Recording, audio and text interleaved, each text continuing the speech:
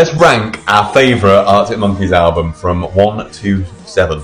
But we'll do it 7 to 1. Yeah, let's go 7 to 1. Yeah, That's probably right. easier that way. Right, number 7. What do you reckon is the worst? Let's not say the worst. Let's say the least best. the least best. Disclaimer right here, right now. We love Arctic Monkeys and we love all their albums. 7. The one we love least is I'm going with The Car. Yeah. There we go. That didn't take long. I think we're probably going to say that Tranquility and The Car are probably our least Tranquility's two next. favourites. Yeah. But I think The Car's The Car just doesn't really connect with me as much. Like with Tranquility, it was really weird and different, but I kind of enjoyed it. Whereas The Car, it kind of felt a bit too samey and a bit too meandering. There's a few songs on there that I just wouldn't really choose to actually listen to, really. Yeah, some of the melodies are a bit... I mean, to be fair, some of the melodies on Tranquility are a bit odd as well, but for example, like we just quote Tranquility quite a lot just naturally in life, whereas The Car, I don't think we quote like random lines like, bear with me, man. I lost my train of thought. There you go. I think Tranquility's got a few more kind of iconic songs in it. With us as well, I think we're more of a fan of Arctic Monkeys' early stuff, so I think that, yeah, that's probably why those two are in the last two places. Well, basically, the stuff before those two albums. Yes. Other people will argue that the last two are very artistic and very, which they are, but from an actual listener point of view, they're my least two favourites. So let's go for Tranquility in 6, The Car 7. So in number 5... This is where it gets tricky. I think I know what I'm going to say, even though I don't really want to say it. I say this a lot when people ask you, what's your favourite song, what's your favourite Arctic Monkeys album? It's just like, well, it depends on your mood, but it's for me, number 5, probably Suck It and See. That's what I was going to say as well. I think with Suck It and See, it's going through an identity crisis, really. I think that's what lets it down. There's too many different sounds in there. I think they were kind of in between things. Like they kind of had that like sunshiny LA Suck It and See sound going on. It's a very summery album. It's very summery, but then they've also got songs like Don't Sit Down, and they've got like All My Own Stunts, Brick by Brick, that are kind of like a bit more on the kind of rockier side, that kind of they went down with Are You Mine coming after it. So I feel like it's kind of stuck in between. Yeah. Two stuck places, in the middle. Stuck in the middle. Because I do still love Suck It and See, like, especially like you say in the summertime. Get that on with a fucking few tunes blaring. That's one of my go-to albums when the sun's shining. Got a beer in hand. Black Treacle. She's Thunderstorms. That's where you're wrong. Yeah, there's some banging tunes on there. That's Reckless where you're Serenade. wrong. Reckless Serenade. So yeah, great album, but number 5. Oh, now we're getting down to the gritty, nitty-gritty. Now we're getting to the nitty-gritty. I'm going to go, in number 4, I'm going to go for Humbug. Yeah, same.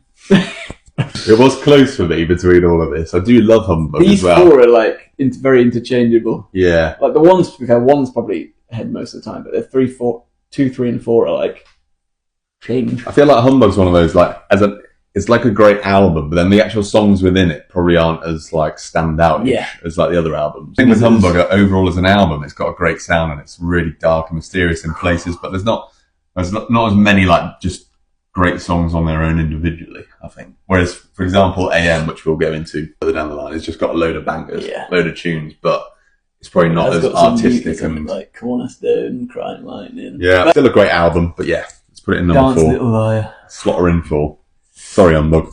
Sorry, Humbug. 3. Number 3. Oh, these. Like I said, these 3 could be interchangeable at any time of the year. They might change in 10 minutes, but I might have to go whatever people say. That's what I'm not in 3. I could agree with that. Yeah, exactly. I could also agree with someone else being number 3. I was going to say either that or AM for 3. That's what it's between for me. So we're giving away what number. Whatever people say AM has just got... That's such a time capsule of that time. Yeah. Every song is just really witty, clever, catchy, fast, ferocious. Whereas AM was like a well polished. Every song is really well put together. The sounds are just great. As an actual like as a polished product, AM is definitely more polished. But the rawness of the first album you could never replace with anything. Yeah, but I think the overall sound of the first album is not as great. Like the songs are great, but the sound of it can be quite great. And there's certain moods, you've got to be in a certain mood to listen to whatever say I am. That's what I'm not. You've got to be like ready for it. But when you're ready for it, it's incredible. Yeah, exactly. But AM, you can kind of put it on at any time. Any time of the year. So yeah, let's go number 2 AM, 3 whatever people say I am, and number 1's gotta be Favourite Worst Nightmare. Because I think what we've just talked about then, I think Favourite Worst Nightmare kind of sits in between that. Because it's got the raw elements of whatever people say I am, but then it's also more polished, like AM was. So from start to finish, you could just listen to that and it's just an incredible listen from start to finish. Yeah, there's not really a skippable track on there either. No. Like even the ones that are a bit less popular, like, or even just like stick out as like a song like Only Ones Who Know, or whatever. Like that's just a great track. Only Ones Who Know is amazing. So I mean, it's probably one of the lesser album tracks, but it's even the lesser album tracks. They just like fit. They fit in the album. You don't want to skip them. Yeah, Balaclava. Even a lot of people slate the Bad Thing and say that's bad. I think that's a great little track. It's just a quick little, nice little melodic song. You got like Do Me a Favour. Ugh.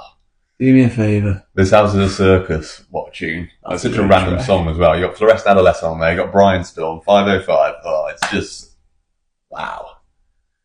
And then by the time, if you listen to it from start to finish as well, and that final finishing with 505 flurry of 505. Just closes it in perfection, really. It's just an incredible album, which is why it's definitely my number one. Numero uno, favourite Worst Nightmare. What's your favourite Worst Nightmare? I mean, what's your favourite Arctic Monkeys album? Do you agree? Do you disagree? Rank